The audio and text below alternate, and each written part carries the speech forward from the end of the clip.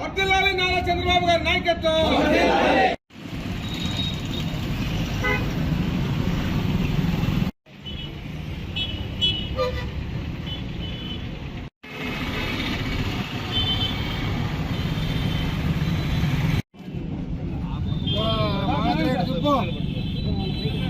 Photo crash గా రావాలా, crash వస్తే బాగుంటుంది.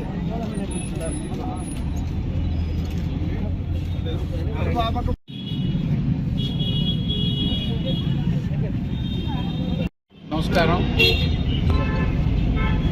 గడిచిన 4 సంవత్సరాల పైగా వైఎస్ఆర్ కాంగ్రెస్ పార్టీ అధికారంలోకి వచ్చిన నాటి నుంచి ఈ రాష్ట్రంలో బలహీన వర్గాలపై జరుగుతున్నటువంటి దాడులు, కేసులు, హత్యలు, భూ ఆక్రమణలు, అరాచకాలపై తెలుగుదేశం పార్టీ 4.5 సంవత్సర కాలం పదే పదే తెలియజేసిన ఈ ప్రభుత్వంలో ఎటువంటి చలనం లేదు.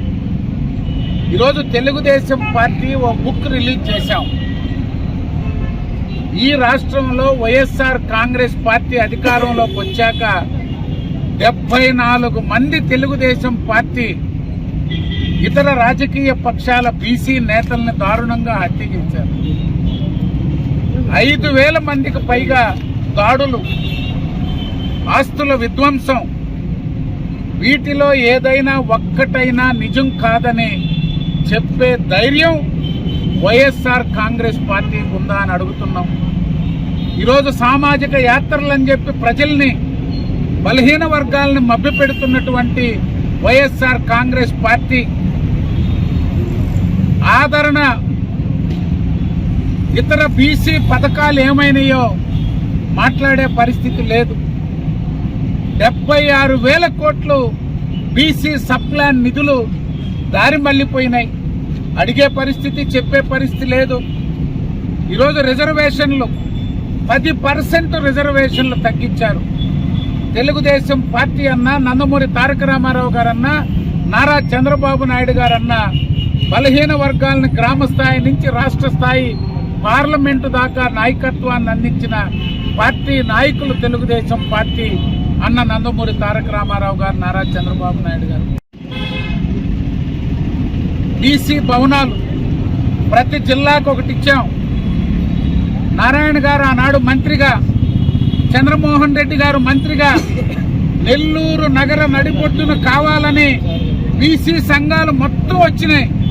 పట్టణాభివృద్ధి శాఖ మంత్రిగా మంత్రి నారాయణ గారిని కోరితే కొండాయిపాలెం గేటు దగ్గర గతంలో సోమశిల గెస్ట్ హౌస్, ఇప్పుడు టూరిజం హోటల్ పక్కనే అందరినీ ఒప్పించి అధికారులందరినీ పదే పదే పిలిచి రివ్యూలు చేసి ఇస్తే మన జిల్లాకి కూడా మొట్టమొదటిసారిగా నారాయణ గారి తర్వాత మంత్రి అనిల్ కుమార్ గారికి మంత్రి పదవి వచ్చిందని చెప్పి పార్టీలకు అతీతంగా బీసీలు సంతోషించారు. ఏమైంది? ఇరిగేషన్ మంత్రిగా ఏమో గాని తన సొంత జిల్లా, సొంత నగరంలో బీసీ భవన్ కూడా నిర్మించుకోలేని మంత్రి పదవి అనిల్ కుమార్ గారు ఎలగబెట్టారు.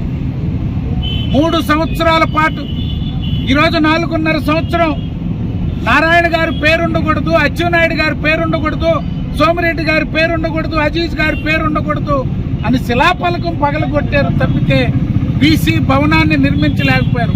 ఇదొక్కటే ఉదాహరణ. ఈ రాష్ట్రంలో ఎక్కడైనా 175 నియోజకవర్గాల్లో 13 పాత జిల్లాల్లో బీసీ భవనాలు నిర్మించిన పరిస్థితి ఉందా? ఇది చాలు ఈ ప్రభుత్వానికి, ముఖ్యమంత్రి జగన్మోహన్ రెడ్డి గారికి బీసీలపై ఉన్నటువంటి గౌరవం. మంత్రి అనిల్ కుమార్ గారు పదే పదే మీసం మెలేసి తొడగొట్టి సవాళ్లు విసురుతున్నారు నారాయణ గారి మీదకి. ఎందుకు ఈ సవాళ్లు? మంత్రిగా ఒక బీసీ భవనాన్ని నిర్మించలేనటువంటి మంత్రి పదవి వైఎస్ఆర్ కాంగ్రెస్ పార్టీ బీసీలకు ఇచ్చింది. బీసీ భవన్ నిర్మించుకోలేని మంత్రి పదవి వైఎస్ఆర్ కాంగ్రెస్ పార్టీలో బీసీలకి ఇచ్చినటువంటి మంత్రి పదవులు అనేది అర్థం చేసుకోవాలా. ఏ పదవులు ఇచ్చినా వారికి అధికారాలు లేవు, కూర్చునేదానికి కుర్చీలు లేవు, చైర్మన్లు ఇచ్చారు, కార్యాలయాలు పెట్టారు, అటెండర్ ఉండడు, మాట్లాడే మనిషి ఉండడు, నిధులుండవు. ₹1 1,00,000 కాదు, ₹1 ఖర్చు పెట్టే పరిస్థితి బీసీ కార్పొరేషన్లు, కుల కార్పొరేషన్లకి చైర్మన్లకు ఉందా? ఏం ప్రయోజనమై కులాలను విడగొట్టి ఒక్కో కులాన్ని 4 చేసి కార్పొరేషన్లు ఇచ్చారు. వాళ్ళ పరిస్థితి ఏంది? ఆ కులాలకు ఏమన్నా చేయగలుగుతున్నారా? ఆలోచించండి. బలహీన వర్గాల సోదరులందరినీ కూడా కోరుతున్నాం. రాజకీయాలు, ఎన్నికలు వస్తుంటాయి, పోతుంటాయి. మన ఆత్మగౌరవం కోసం, మన కోసం ఎవరు ఆలోచిస్తారో ఆ పార్టీని గౌరవించండి. ఎవరైతే ఈ సమాజంలో మన ఉన్నతి, సామాజికంగా, ఆర్థికంగా, రాజకీయంగా మనం ఉన్నత స్థాయిలో ఉండాలని కోరుకుంటామో ఆ పార్టీని గౌరవించండి. తెలుగుదేశం పార్టీని గౌరవించండి అని చెప్పి ఈరోజు తెలియజేస్తూ ఆదరించండి. భవిష్యత్ ఎన్నికల్లో ఈరోజు తెలుగుదేశం పార్టీ, జనసేన పార్టీ ఉమ్మడి మేనిఫెస్టోతో ముందుకొస్తున్నాం. బలహీన వర్గాలకి రాజ్యాధికారాన్ని అందించే ఏకైక పార్టీ తెలుగుదేశం పార్టీని గుర్తించి భవిష్యత్తులో వైఎస్ఆర్ కాంగ్రెస్ పార్టీ మోసాలని, అరాచకాలని, అన్యాయాలను, దుర్మార్గాలని ఓట్ల ద్వారా బుద్ధి చెప్పాలని చెప్పి తెలియజేస్తూ ఈరోజు నెల్లూరు జిల్లాలో మాజీ మంత్రి నారాయణ గారు బీసీ సెల్ ఆధ్వర్యంలో ఏర్పాటు చేసినటువంటి 2 వాహనాలు సమకూర్చినటువంటి నారాయణ గారికి ప్రత్యేకంగా బలహీన వర్గాల తరఫున ధన్యవాదాలు తెలియజేస్తూ 45 రోజుల నుంచి 50 రోజులు జిల్లా అంతా ఈ యొక్క వాహనాల్ని బలహీన వర్గాల వారు అజీజ్ గారితో చర్చించి అజీజ్ గారి ఆధ్వర్యంలో అన్ని పార్లమెంట్లు, మండలం, అసెంబ్లీలు, గ్రామాల్లో తిప్పి ప్రజలకు వివరించాలని చెప్పి మీ అందరూ బాధ్యత తీసుకోవాలని కోరుకుంటూ సెలవు. అజీజ్ గారు మున్సిపల్ అధికారులతో, రెవెన్యూ అధికారులతో మాట్లాడడం జరిగింది. జిల్లా అంతా కూడా పెన్షన్లు ఇవ్వలేదని మేము ఒక్కటే తెలియజేస్తున్నాం.